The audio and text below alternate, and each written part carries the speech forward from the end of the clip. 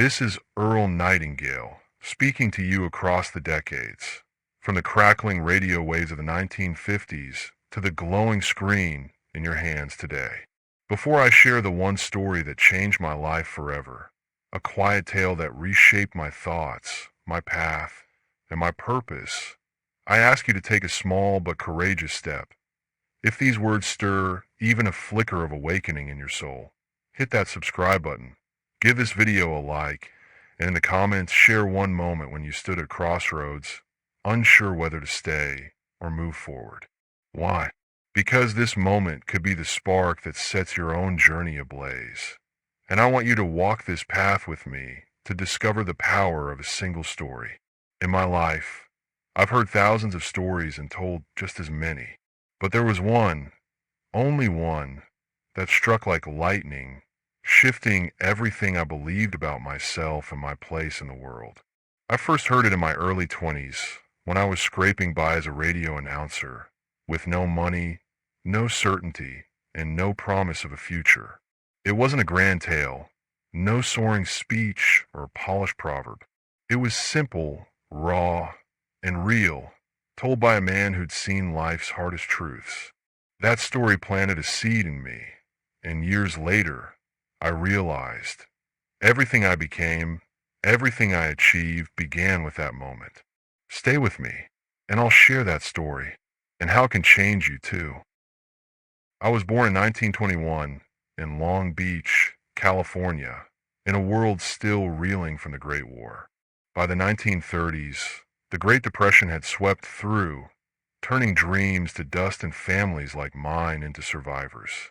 We lived in a tent city, where hope was as scarce as bread, and my mother stitched clothes by the dim glow of a kerosene lamp, her hands worn but her spirit unbroken. As a boy, I'd wander the streets, watching men in tattered coats gather at factory gates, their faces heavy with defeat. I heard their stories of loss, of struggle, of dreams deferred, and I wondered what made some give up while others pressed on. In 1938, I joined the United States Marines, carrying that question with me.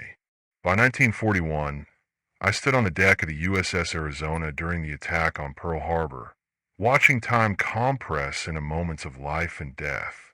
I saw men frozen by fear and others who moved forward, driven by something deeper than survival. After the war, in the mid-1940s, I found my calling behind a microphone, broadcasting from small stations to a nation rebuilding itself. I was barely 25, broke and uncertain, reading news and spinning records, wondering if this was all life had for me. It was around that time, in a smoky diner after a late shift, that I heard the story that changed everything. The teller wasn't a scholar or a preacher, just an old veteran, his hands scarred from work, his eyes sharp with wisdom earned in trenches and hard times. He leaned across the table, his voice low, and shared a tale that felt like it was meant for me. He said, "Once a person stood at a crossroads, given a choice. Stay where they were, safe but stagnant, or take a step forward into the unknown. The path ahead was dark, cold, with no signs to guide them. Everyone said, 'Stay, it's too risky.' But they took that step, not because they were fearless, but because they knew to stay was to die inside. To move was to live. I listened, my coffee growing cold, and something inside me shifted. That story wasn't just a tale. It was a mirror, reflecting my own crossroads. I was hesitating, afraid to move, waiting for certainty that never came. Like so many, I stood frozen, not because I lacked ability, but because I lacked decision. That story hit me like a spark in dry grass. It wasn't about heroes or grand destinies. It was about choice, about the courage to move forward when the path was unclear. The veteran's words echoed in my mind. To stay is to die. To move is to live. I realized I'd been waiting for permission, for clarity, for a sign. But life doesn't wait. It demands action, even when you're afraid, even when you can't see the way. That night, I made a decision. I wouldn't stay still. I wouldn't let fear hold me back. I'd think differently, act boldly, and take the next step, no matter how small. The story taught me that fear isn't a signal to stop. It's a sign you're on the edge of something new. It's the pulse of life, urging you forward. Every time I doubted myself, I remembered that tale, and it gave me the strength to move. That single story became my compass, guiding me through every choice, every risk, every leap.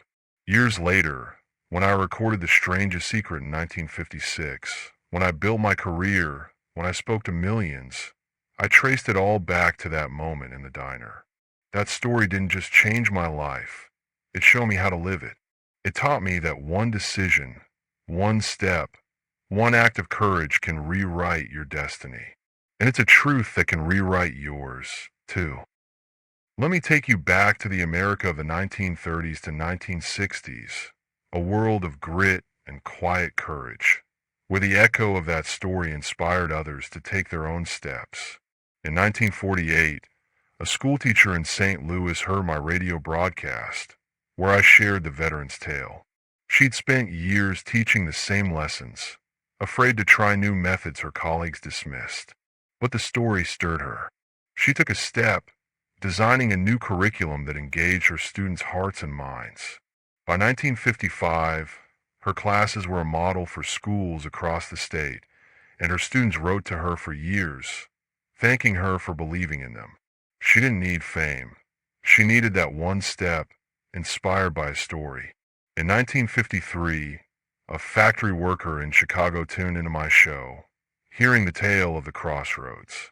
He'd worked the same job for decades, dreaming of starting a repair shop, but paralyzed by doubt.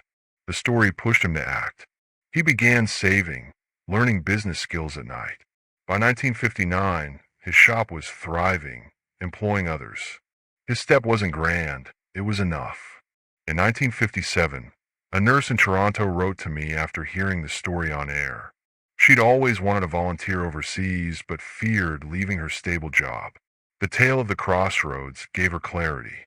She took a step, joining a medical mission in 1958. By 1962, she'd saved countless lives in remote villages, finding purpose she'd never known. Her courage began with a story. In 1960, a carpenter in Minneapolis caught my broadcast. He dreamed of building custom furniture, but worried about failure. The veteran's tale hit home. He took a step, sketching designs after work. By 1965, his pieces were sold across the region, earning him respect. His success wasn't wealth. It was movement, sparked by a story. In 1954, a seamstress in Atlanta, a single mother, heard the story on the radio.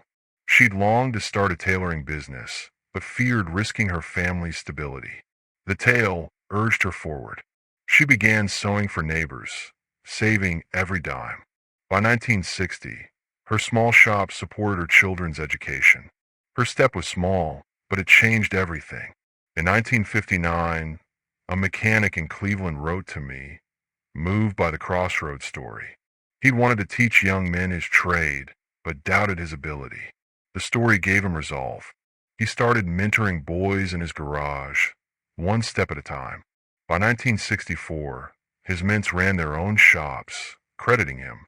His legacy began with a story. In 1963, a librarian in rural Oregon heard the tale on air.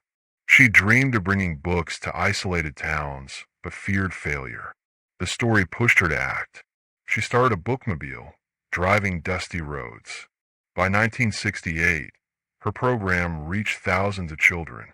Her step wasn't loud, it was enough. And when I recorded The Strangest Secret in 1956, I had no guarantee anyone would listen. The studio was quiet, the future uncertain. But I remembered the veteran's story, and I took a step. That record sold over 1 million copies, touching lives from coast to coast. Letters poured in from St. Louis, Toronto, and beyond. Stories of people who heard my words, remembered the tale, and moved forward. That one story didn't just change me. It changed thousands, one step at a time. Here's the painful truth. Most people stand at their crossroads and never move. They wait for certainty, for approval, for the fear to fade. But life doesn't wait. It flows on, and those who hesitate watch their dreams slip away, not because they lacked ability, but because they lacked decision. I've seen brilliant minds stay still, their potential buried under doubt. I've seen dreamers linger, their paths untaken, not because the way was blocked, but because they didn't take the first step. Your life is a series of crossroads, and you're at one now. The darkness ahead, the uncertainty, the fear, it's all real. The world will whisper, stay safe. Don't risk it. Wait. But to stay is to let a part of you die. The part that dreams, that dares, that lives. To move is to choose life, even when the path is unclear, even when you're alone, even when you're afraid. The tragedy isn't failing. It's never trying. The question isn't whether you can see the way. It's whether you'll take the step. I'm not here to tell you a story to make you feel good. I'm here to awaken you to a truth. You stand at your own crossroads, and the choice you make now can change everything. You don't need to see the whole path. You don't need guarantees or applause. You need only the courage to take one step, one small, deliberate act toward the life you're meant to live. That step is your story, the spark that can rewrite your destiny. This is your challenge. For the next 30 days, live the veteran's tale. Every morning, picture your crossroads, where you are and where you want to be. Ask, what's my next step? Write it down. A skill to learn, a call to make, a dream to start. Think about it morning and night, letting it guide your focus. And act on it for 1 hour each day, no matter how small the action. Write a page, fix a tool, help someone move forward. Don't wait for fear to vanish. Let it fuel you. Don't wait for clarity. Let your step create it. The story isn't about the destination. It's about the courage to move. You're not here to stand still. You're here to live, to create, to become. The darkness ahead isn't your enemy. It's your invitation. One step can change your life, just as one story changed mine. Make it your story. Take it now. Tomorrow, when the world wakes to its routines, you'll carry this story. You'll face doubt, fear, the urge to stay still. But you'll know the truth. One step can change everything. The veteran's tale isn't just a legend. It's a call to action, a reminder that life begins the moment you move. One idea, one choice, one act of courage can rewrite your path, just as it rewrote mine. Your life is a story, and you hold a pen. You don't need to write a masterpiece today. Just one line, one step, one moment of truth. The world may not see it, but you'll feel it, the spark of a life fully lived. Every time you hesitate, remember the crossroads. Every time you doubt, remember the choice. Every time you move, you're writing a story that can inspire others, just as that veteran's tale inspired me.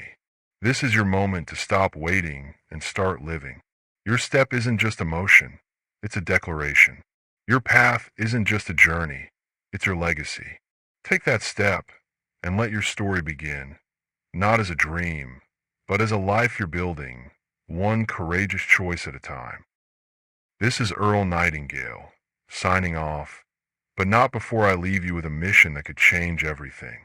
If this story has awakened something in you, a spark of courage, a glimpse of your own crossroads, don't let it fade. Share this video with one person standing at their own crossroads, someone ready to take their step. Hit that like button to spread this truth to others searching for it. Subscribe so we can walk this path together day by day as you write your story. And in the comments below, tell me, what's the one step you'll take today to move forward? And what fear will you face to do it? Your words could inspire someone else to move, maybe even yourself. This is your moment, my friend. Take it, live it, become it.